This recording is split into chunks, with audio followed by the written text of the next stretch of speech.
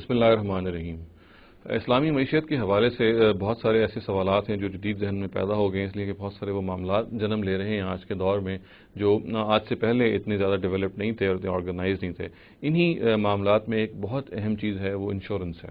Insurance ہمیں یہ معلوم ہے کہ بنیادی طور پہ ایک باہمی امداد کا ادارہ ہوتا ہے، یا ایک باہمی امداد کا ایک سیٹ اپ ہے، ایک ٹرانزیکشن ہے، جس کے نتیجے میں اگر کوئی شخص کسی وجہ سے کوئی نقصان اٹھاتا ہے، خواہ وہ کسی ایسٹ کا نقصان ہے، خواہ وہ کسی جان کا نقصان ہے، تو اس کی کچھ درجے میں تلافی کی جاتی ہے اس معاہدے کی روح سے۔ اس کے بارے میں ظاہر ہے کہ کوئی اعتراض یہ نہیں کیا جا سکتا کہ یہ ایک باہمی مدد کا، ایک میوچول کوآپریشن کا، ایک میوچول سروس کا ایک بہت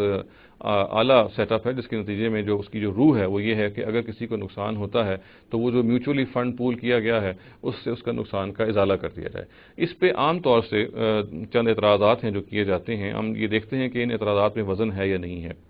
پہلا اعتراض تو یہ کیا جاتا ہے کہ اگر آپ کو جو آپ جب انشورنس کرواتے ہیں اس کے نتیجے میں جو آپ ظاہر ہے کچھ انسٹالمنٹس دیتے ہیں، اس کے نتیجے میں جب آپ کو اگر کوئی انشورنس کا پیسہ واپس ملتا ہے اور وہ ان انسٹالمنٹ سے زیادہ ہے تو کہا جاتا ہے کہ اگر وہ چونکہ زیادہ ہے تو یہ ایک سود کا معاملہ ہوگا، اور یہ وہ زائد اماؤنٹ جو ہے وہ ہرگز آپ کو ایکسیپٹ نہیں کرنی چاہیے۔ اگر آپ یہ کریں گے تو اس کیس میں وہ جو انشورنس پالیسی ہے وہ ایک سودی پالیسی ہوگی اور آپ اس سے فائدہ نہ اٹھائیں۔ ایسی پالیسیز بھی ہوتی ہیں جس میں جو اماؤنٹ آپ انسٹالمنٹ میں دیتے ہیں اسی کے برابر آپ کو واپس مل جاتا ہے، تو ظاہر ہے اس پہ تو اعتراض نہیں کیا جا سکتا، مگر ان پالیسیز پہ یہ کہا جاتا ہے کہ جہاں پہ آپ نے جب کوئی قسط دی ہے تو اس سے اوور اینڈ ابو آپ کو جب واپس ملتا ہے تو چونکہ یہ سود ہوتا ہے لہٰذا اسے ایکسیپٹ نہیں کیا جائے گا۔ تو اس کے بارے میں بھی یہ جان لینا چاہیے کہ اصل میں اپنی نوعیت میں یہ اعتراض درست نہیں ہے۔ اس کی وجہ یہ ہے کہ سود تب ہوتا ہے کہ جب آپ نے وہ پیسہ قرض دیا ہو کسی کو، یعنی آپ انشورنس کمپنی میں اگر آپ نے بنیادی طور پہ وہ قرض دیا ہے، اور قرض کا معاملہ تو ظاہر یہ ہے کہ اس کو کبھی نہ کبھی واپس ملنا ہے۔ ہمیں معلوم ہے کہ انشورنس کے معاملے میں پیسہ کبھی واپس نہیں ملتا بلکہ اس پول میں ہمیشہ رہتا ہے۔ چنانچہ اگر اس کو قرض قرار دیا جاتا اور قرض پہ ہم اس میں کہتے ہیں کہ سود آ رہا ہے تو تبھی اس پہ آبجیکشن کی جا سکتی۔ جیسا کہ میں نے عرض کیا کہ ایسا نہیں ہے، اگر قرض ہی ہوتا تو پھر ظاہر ہے کہ ایک مدت کے بعد آپ کو وہ قرض واپس ملنا چاہیے۔ ہم یہ جانتے ہیں کہ قرض واپس نہیں ملتا، وہ جو پیسہ آپ دیتے ہیں وہ بس وہیں پر رہتا ہے۔ چنانچہ اس کو ہم قرض کی ڈیل نہیں کہہ سکتے، اور دوسرے لفظوں میں بھی کہہ سکتے ہیں کہ یہ ایک کانٹریکٹ ہے باہمی معاونت کا جو کیا جاتا ہے، اور اس کے نتیجے میں جب نقصان ہوتا ہے اس کا ازالہ کر دیا جاتا ہے۔ اس پہ سود کا اطلاق نہیں کیا جا سکتا۔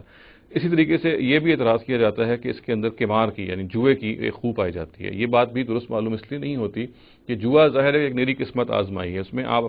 اپنی لک کو چانس کرتے ہیں اور اس کی روح بالکل اور ہوتی ہے، جبکہ یہ اپنی نوعیت میں ایک باہمی مدد کا ایک معاملہ ہے، ایک باہمی مدد کا ایک عقد یا ایک کانٹریکٹ ہے جس کو اس پہ قیاس نہیں کیا جا سکتا۔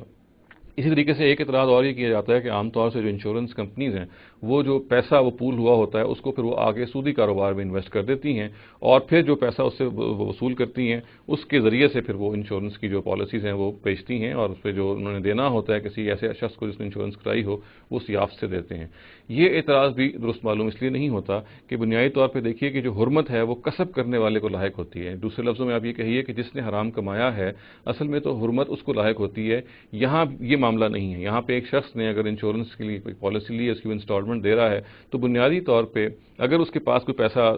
دوسری جانب سے آ رہا ہے اور اس میں اگر فرض کیجئے کہ سود کی علائش بھی ہے تو وہ بنیادی طور پہ اس کے لیے ممنوع نہیں ہے۔ یہ ضرور ہے کہ اگر وہ ایک اعلیٰ درجے پہ رہنا چاہتا ہے اور وہ بہت متقی شخص ہے تو اس سے اجتناب کرے تو بہت بڑی بات ہے اور بہت اجر کی بات ہے، تاہم اگر وہ اس پیسے سے فائدہ اٹھاتا ہے تو اصل میں چونکہ وہ حرمت اس کا کسب اپنی نہیں تھی، اس نے وہ حرام خود نہیں کمایا تھا، تو ہم یہ نہیں کہہ سکتے کہ اس نے کوئی ناجائز کام کیا ہے۔ یہ وہ بنیادی اعتراضات ہیں جو انشورنس کے بارے میں یا بیمے کے بارے میں کیے جاتے ہیں۔ جیسے کہ میں نے عرض کیا یہ تینوں اعتراضات جو ہیں یہ کوئی حقیقت یا کوئی وزن نہیں رکھتے۔